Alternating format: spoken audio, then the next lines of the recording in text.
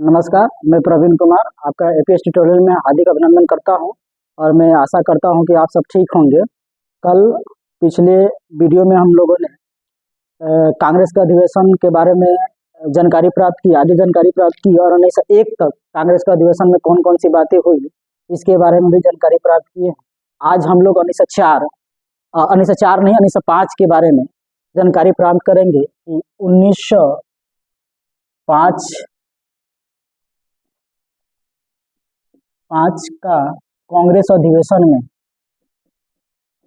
कौन सी प्रमुख बातें निकल कर आई।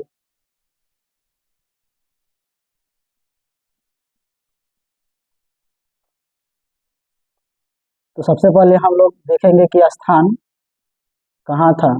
तो बनारस का यह अधिवेशन था। फिर उसके बाद हम लोग देखेंगे कि इनकी अध्यक्षता किसने की। यहाँ पर इस अधिवेशन के अध्यक्ष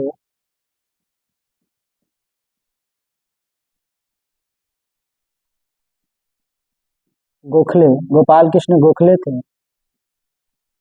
इनको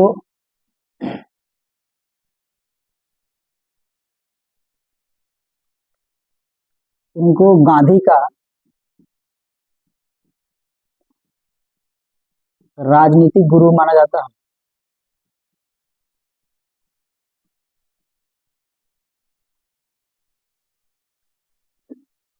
इसके बाद इस अधिवेशन में दो बातें प्रमुख रूप से रही। एक था भंग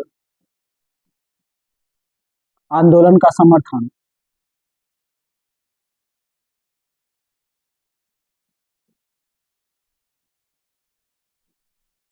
में कुछ प्रस्ताव पारित किया गया और दूसरा स्वदेशी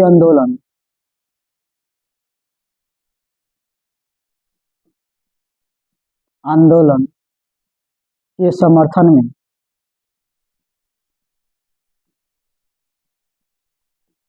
भी कुछ प्रस्ताव पारित किया गया। तो सबसे पहले यहाँ पर बात सामने निकल कर आती है कि स्वदेशी आंदोलन। तो स्वदेशी आंदोलन यानी स्वदेशी शब्द का प्रयोग सर्वप्रथम किसने किया था। तो स्वदेशी जो शब्द था ये बंकिम चंद्र चटर्जी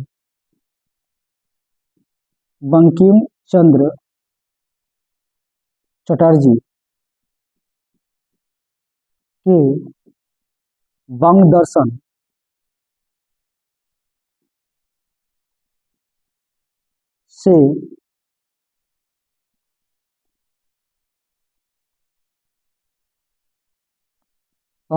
से लिया गया है।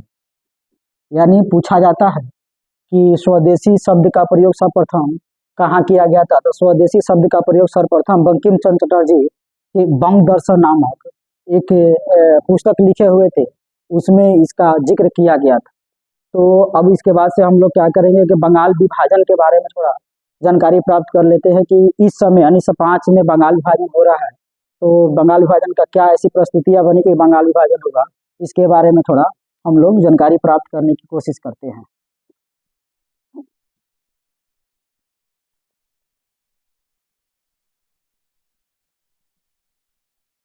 अगला हेडिंग होगा बंग भंग या बंगाल विभाजन।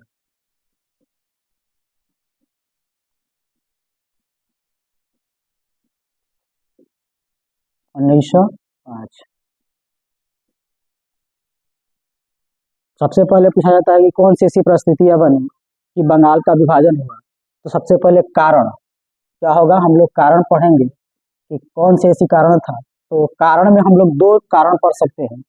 एक तो अंग्रेजों के द्वारा बताया गया था कि ये कारण था कि बंगाल विभाजन किया गया, और दूसरा जो हम इस विभाजन से बात समझ में आता है कि हाँ ये इस कारण से बंगाल का विभाजन अंग्रेजों के द्वारा किया गया। तो एक तो होगा वास्तविक कारण, एक होगा वास्तविक कारण और दूसरा होगा बताया गया, यानी अंग्रेजों के द्वारा बताया गया कि इस कारण से हम लोगों ने बंगाल का विभाजन किया। वास्तविक कारण तो सामने ही बात आती है कि फूट डालो राज करो की नीति अंग्रेजों का था, फूट डालो राज करो की नीति। नीति, क्योंकि इस समय तक राष्ट्रीय आंदोलन क्योंकि इस समय तक क्योंकि इस समय तक राष्ट्रीय आंदोलन चरम सीमा राष्ट्रीय आंदोलन का उत्थान हो रहा था, और इस राष्ट्रीय आंदोलन को उत्थान को रोकने के लिए अंग्रेजों ने सोचा कि क्यों न हम जो हिंदू और मुस्लिम दोनों आपस में मिलकर, या हिंदू मुस्लिम समाज के सभी वर्ग आपस में मिलकर क्या कर रहे हैं कि इस आंदोलन को आगे बढ़ाने की कोशिश कर रहे हैं, तो क्यों न समाज के दो वर्ग हिंदू और मुसलमानों को आपस में लड़ा दिया जाए। और इस लड़ाई का इस अगर ऐसी लड़ाई अगर हो जाती है तो राष्ट्रीय आंदोलन स्वतः कमजोर हो जाएगी, और जिससे हमारी जो नीति होगी वो बढ़, आगे बढ़ सकती है। और दूसरा है, बताया गया नीलाड कर्जन जिसने बंगाल का विभाजन किया था, उसने क्या बताया, तो उसने ये बताया कि बंगाल बंगाल प्रांत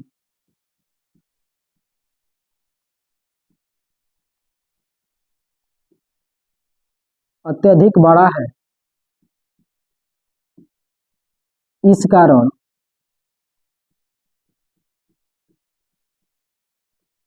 प्रशासनिक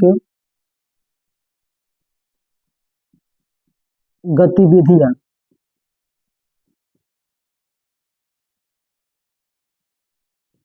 करने में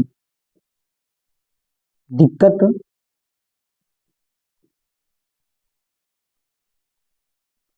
का सामना करना पड़ता है।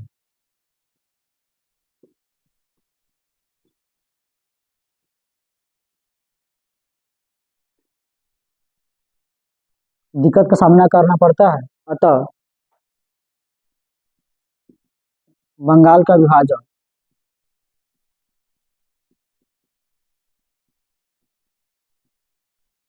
तो बंगाल का विभाजन अतः बंगाल का विभाजन किया जाएगा।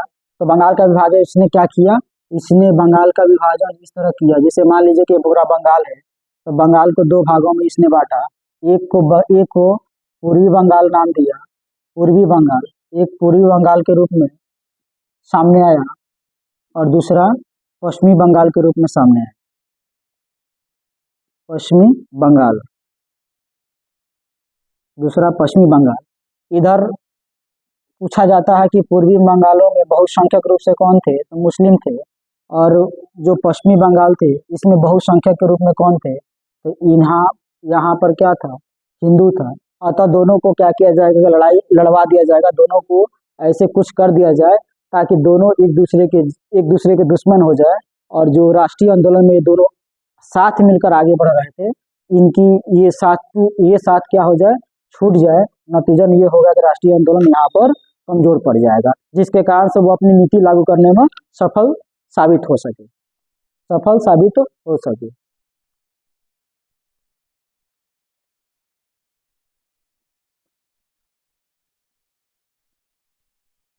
अब आगे देखेंगे कि कब बंगाल का विभाजन होगा।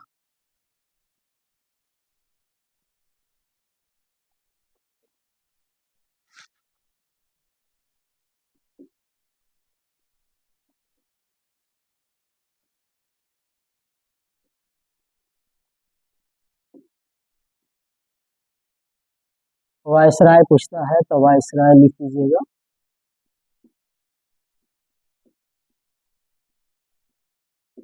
लॉर्ड कर्जन पूछा जाएगा कब, तो कब में भी तीन बातें सामने आएगी। एक होगा 20 जुलाई 1905, 7 अगस्त 1905, और फिर 16 अक्टूबर 1905। 20 जुलाई को क्या किया गया, अंग्रेजों के द्वारा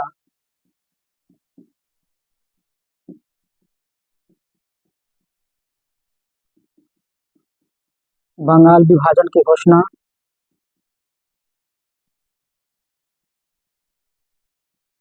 घोषणा 7 अगस्त को क्या किया गया, भारतीयों द्वारा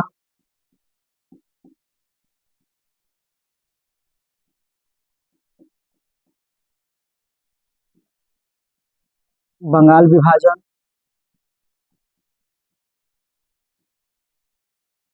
की घोषणा के खिलाफ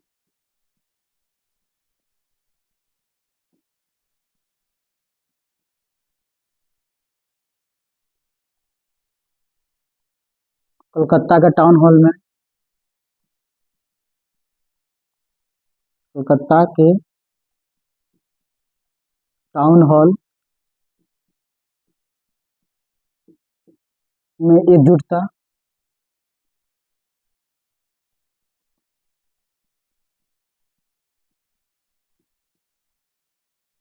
विरोध करने पर चर्चा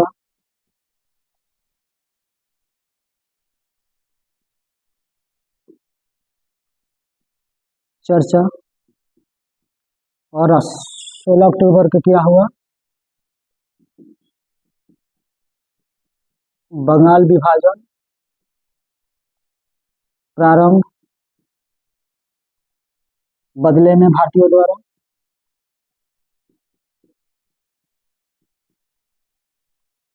द्वारा राखी दिवस, शोक दिवस,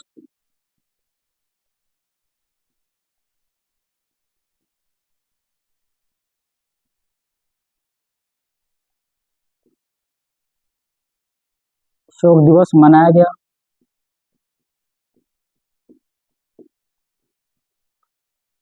समझ लेते हैं। 20 जुलाई 1905 को अंग्रेजों के द्वारा बंगाल का विभाजन घोषणा कर दिया गया, नहीं घोषणा कर दिया गया, बंगाल का विभाजन होगा। इस संदर्भ में 7 अगस्त को क्या हुआ? भारतीयों ने क्या किया कि कलकत्ता के टाउन हॉल में एकजुटता दिखाई और विरोध करने की बात रखी गई। फिर उसके बाद 16 अक्टूबर 1905 को बंगाल का विभाजन प्रभावी हो गया। बंगाल विभाजन प्रभावी, यानी यहाँ इस दिन बंगाल का विभाजन कर दिया गया। किनके द्वारा? लॉर्ड कर्जन के द्वारा। उस समय भारत के वायसराय थे। तब भारतीयों द्वारा क्या किया गया? राखी दिवस यानी शोक दिवस, राखी दिवस और शोक दिवस मनाने की घोषणा कर दिया गया और स्वदेशी आंदोलन प्रारंभ कर दिया गया। स्वदेशी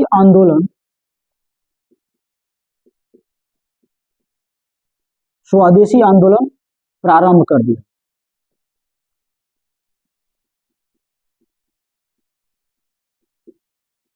स्वदेशी आंदोलन का मतलब ये होता है कि हम विदेशी वस्तुओं का बहिष्कार करेंगे।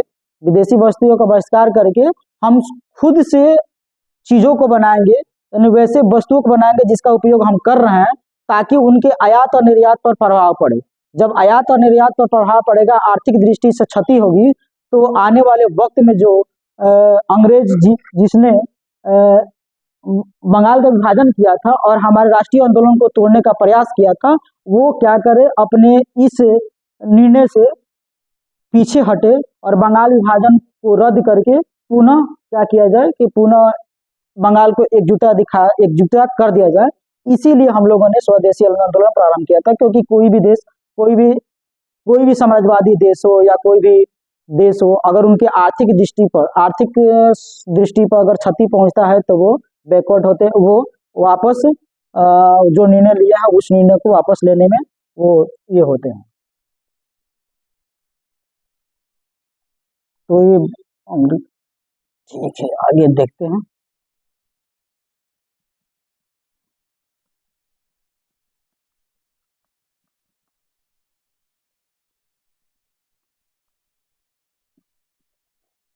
स्वदेशी आंदोलन के संदर्भ में एक बात पता है कि स्वदेशी आंदोलन जो हो रहा है,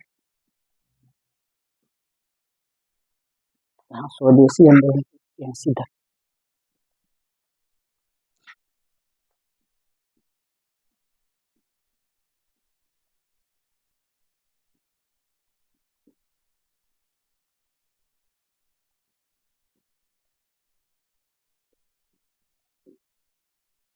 प्रारंभ में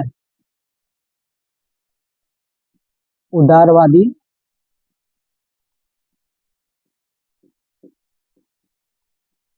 नेताओं का वर्चस्व, यानी प्रमुख रूप से सुरेंद्रनाथ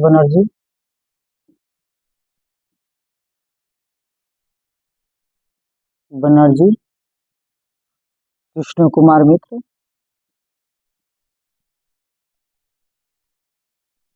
कृष्ण कुमार मित्र ये उदारवादी नेता थे और इनका प्रारंभ में इनका वर्चस्व था।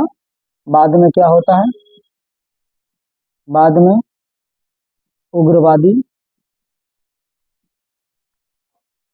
नेताओं का वर्चस्व होता है, नेताओं का वर्चस्व इस आंदोलन में वर्चस्व देखने को मिलता है। इस आंदोलन, स्वदेशी आंदोलन, स्वदेशी आंदोलन दिल्ली से क्या नाम, बंगाल से भी आगे बढ़ा और दिल्ली में पहुंचा। और दिल्ली में नेतृत्व किसने किया, दिल्ली में नेतृत्व अगर पूछा जाए, नेतृत्व तो सैयद हैदर राजा, अगर ये पूरे प्रश्न पूछा जाता है। फिर पूछा जाएगा दक्षिण की तरफ, दक्षिण की तरफ देखा जाए तो चिदम्बरम, तिलई। फिर पूछा जाएगा कि पुन्ना या बॉम्बे में किसने नेतृत्व किया, बाल गंगाधर तिलक, धर तिलक। इसके बाद से पुणे हो गया। इसके बाद से पंजाब के साइड देखा जाए कि पंजाब में स्वदेशी आंदोलन को किसने नेतृत्व दिया, तो पंजाब में दो व्यक्ति का नाम आता है, एक लाला लाजपत राय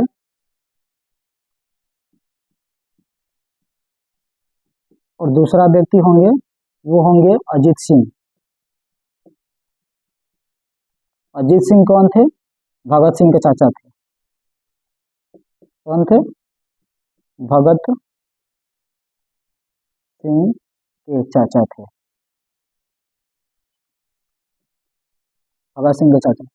स्वदेशी आंदोलन जो होता है, प्रारंभ में उग्रवादी नेताओं का वर्चस्व था, जिसमें प्रमुख रूप से सुरेंद्रनाथ बनर्जी थे और कृष्ण कुमार मित्र थे। बाद में इन लोगों का वर्चस्व क्या होता है, कम होता है, क्योंकि उग्रवादी नेता जब देखते हैं कि ये इन लोगों के नेतृत्व में स्वदेशी आंदोलन बंगाल से बाहर निकल नहीं पा रहा है, इस कारण से उग्रवादी जो नेता होते हैं वो इस आंदोलन को अपने हाथ में लेते हैं। नतीजन ये होता है कि दिल्ली में नेतृत्व कौन करते हैं, सैयद हैदर राजा। फिर दक्षिण में चिदम्बरम पिल्लई और फिर पूना मुंबई में बाल गंगाधर तिलक और पंजाब में देखने को मिलता है कि लाला लाजपत राय और अजीत सिंह का नेतृत्व में स्वदेशी आंदोलन आगे बढ़ता है। जब स्वदेशी आंदोलन आगे बढ़ता है,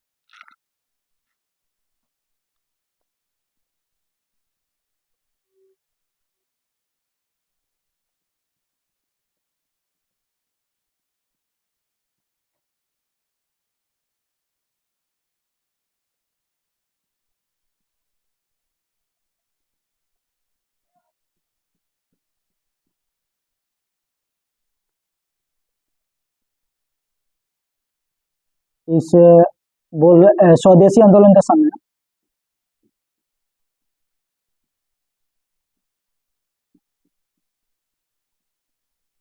स्वदेशी आंदोलन में दो और बात पढ़ लेंगे। एक जो वंदे मातरम जो था,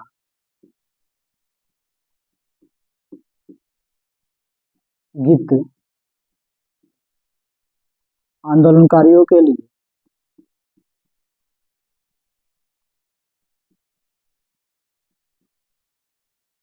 का गीत बना। दूसरा पॉइंट हम लोग पढ़ लेंगे कि इसी समय रविंद्रनाथ ठाकुर ने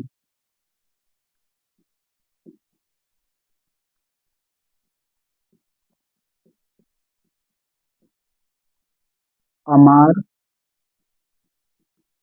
सोनार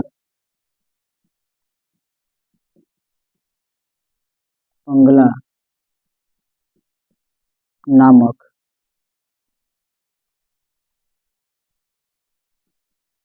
गीत लिखा, जो 1971 में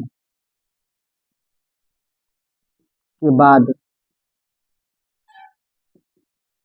बांग्लादेश का राष्ट्रीय गान बना।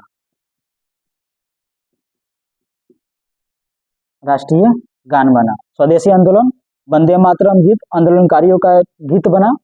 और दूसरा है, इसी समय रविन्द्रनाथ ठाकुर ने अमार अमार सोनार बांग्ला नामक गीत लिखा, जो 1971 बंगाल देश का राष्ट्रीय गान बना। तो आज आज यही वीडियो को समाप्त करते हैं। धन्यवाद। आप लोग अगर इस वीडियो को लाइक सब्सक्राइब जरूर करें और कमेंट जरूर करें। और इसके बाद कल अब आगे लॉर्ड कर्जन के बारे में पढ़ाने का प्रयास करेंगे। लॉर्ड कर्जन के समय में कौन कौन से ऐसे प्रमुख कार्य हुए, उनके बारे में जानकारी प्राप्त करने की कोशिश करें। तो धन्यवाद। आप लाइक सब्सक्राइब और कमेंट जरूर करें।